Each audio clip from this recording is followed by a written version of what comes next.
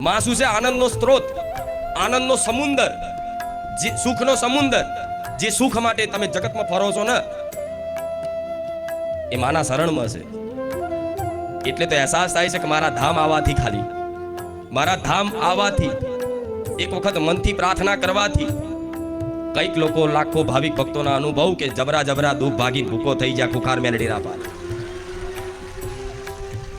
અરે આવવાની વાત તો દૂર રહી, ઘેર બેઠા ખાલી વિડીયોમાં મારા દર્શન થઈ જાય તોય તે કંઈકનું ભલું થઈ ગયું.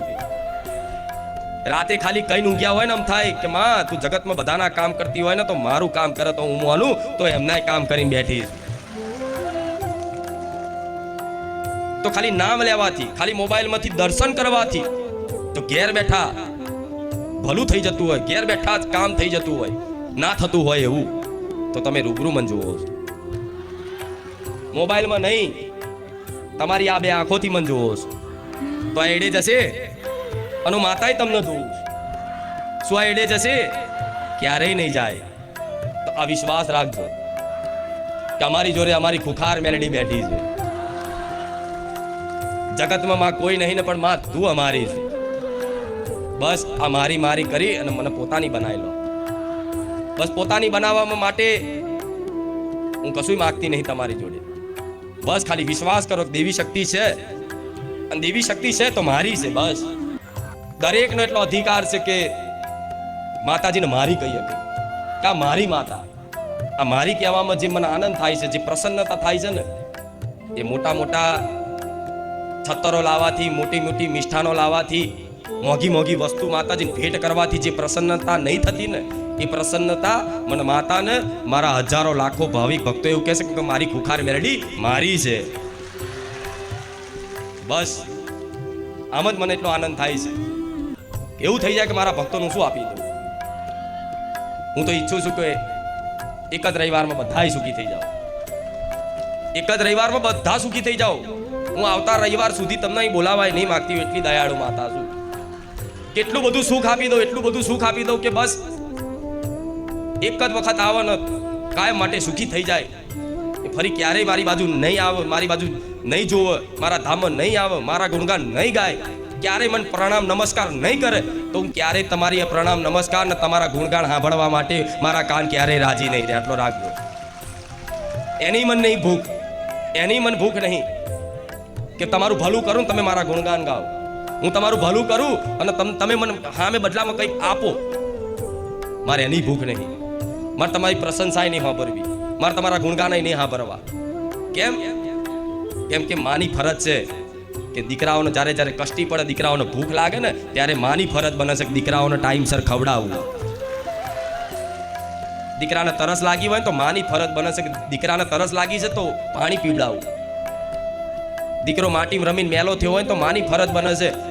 દીકરો ક્યારેય નહીં કે હું માટીમાં રમીને મેલો થયો છે મમ્મી મને નવડાય, પણ માને ખબર હોય કે મારો દીકરો બહુ મેલો થયો છે માટીમાં રમીને લાય અને નવડાવું તો માં એને ઘસી ઘસી નવડાવ. કેમ? કેમ કે માની ફરજ બને છે. અને બીજી વસ્તુ, માં એના દીકરાને ચાહે છે કે આ મારો છે. ભલે પછી દીકરો એને ગારો બોલતો, એના લાતો મારતો, છતાંય તેને માં એને ખૂબ લાડ કરશે. હા, એનો મેલ ધોવા માટે નવડાવવા પરાણે તે મારી મારીને ઘસી ઘસીને એનો મેલ કાઢવા અત્યારે થોડો રડાવશે ખરી, પણ થોડાક ક્ષણોમાં, થોડાક સમયમાં તરત જ માં એને ખોરેમ લઈ અને હાથેથી કોરિયા ખવડાવે. એનું નામ માં કહેવાય. કેમ કે માની અંદર મમતા છે, કરુણા છે, દયા છે. તો એક મનુષ્ય રૂપી સ્ત્રી હોય જે માં કહે, એ માની અંદર જો આવું મમતાનું કરુણાનું સ્વરૂપ દેખાતું હોય, એક પશુ પક્ષીઓ જાનવર જીવ છે એ તે જો માં હશે ને તો એની અંદર ખૂબ કરુણા દયા હશે. એક નાનું વાંદરું હશે ને પણ એનું તે બચ્ચું હશે ને તે માં, એ વાંદરાની નાના બચ્ચાની માં, એ પોતે નાનું બચ્ચું કદાચ કૂવામાં પડ્યું હશે ને તો એની માં એની પાછળ છલાંગ મારી દે. એનો માં કહેવાય. આ સંસારમાં એક જ ખાલી છે જગતમાં માં, બીજું કોઈ ના કરીએ. કેમ કે માની અંદર કરુણા છે, દયા છે, મમતા છે. તો માં છે ને આવા દરેક એના સંતાનને ચાહતી હોય. અને માં એ જગતજનની છે, માં આદ્ય શક્તિ છે. એ આદ્ય શક્તિ, આદિ શક્તિ, પરાશક્તિ, તમે પાર્વતી સ્વરૂપ, મહાકાળી સ્વરૂપ, ચામુંડા જે ગણતા હોય ને પણ માં બધી એક જ છે, કોઈ અલગ. પેલા દરેક વિશ્વાસ કરજો, આ વાતને માનવી પડશે કે માં ભલે નામ રૂપથી અલગ અલગ જગતમાં ઓળખાતી હોય પણ માં એક જ છે, આદ્ય શક્તિ, જગત જનની. શું કહેવાય ને? આદ્ય શક્તિ જગતજનની, તો આખી જગતજનની માં જો તમારી પર પ્રસન્ન થઈ અને કૃપા રાખતી હોય, આશીર્વાદ રાખતી હોય, તો તમારે ક્યારેય ડરવાની જરૂર નહીં. તમે માની ચૂંદડીના હેઠળ બેઠા છો. શું કીધું? તમે માની ચૂંદડીના હેઠળ બેઠા છો. એટલે હર હંમેશા માટે માં પોતાની સંતાન પ્રત્યે એટલી કરુણા રાખે, એટલી દયા રાખે કે માં કોઈ દર ચાહતી નહીં કે દીકરા તું મને કંઈક હામે બદલામાં આપ. કેમ કે માં પોતાના દીકરાને પ્રેમ કરે છે, એના ચાહ છે. એટલે માં ક્યારેય ના માગે કે હું તને ચાહું છું તો હમે તું મને ચાહ, હમે તું મને બદલામાં કંઈક આ. પ્રેમ કોને કહેવાય? એક બાજુ હોય કે કદાચ ભલે તું મને ગારો બોલું તો હું તને ચાહું છું.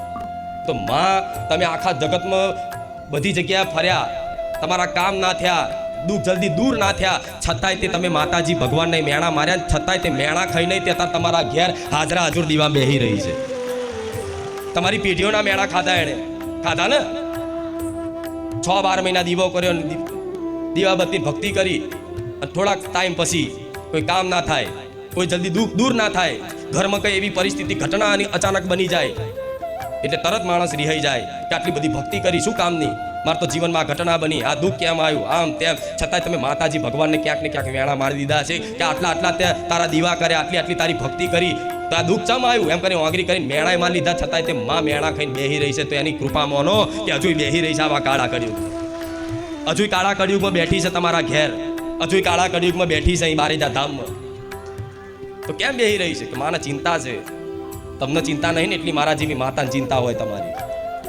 જેટલી તમને ચિંતા નહીં તમારા દુઃખની, એના કરતા 1000 ગણી, કરોડ ગણી ચિંતા મારા જેવી કરુણામય માને હોય કે શું કરું તો મારા દીકરાનું જલ્દી ભલું થઈ જાય, શું કરું તો મારો દીકરો જલ્દી સુખી થઈ જાય, શું કરું તો મારો દીકરાના મુખે 24 કલાક આનંદ દેખાય, એના મુખે હંમેશા ખુશી જ દેખાય. મને એની ઉત્સાહ હોય કે શું કરું. પણ હું જેટલું થાય ને એટલું કરી આલું છું. કામ તમારા કરી આલું છું. કોઈ કામ ના થતું હોય તો એ કરી આપું છું. પણ આ જીવન જે સુખ માટે તમે ફરો છો ને, એ વાસ્તવિક સુખ શું છે ને એ જ મનુષ્યને નહીં ખબર. અસલી સુખ ક્યાં છે ને એ જ ખબર નહીં. એ સુખ માટે તો તમે ફરો છો. અસલી સુખ ક્યાં છે?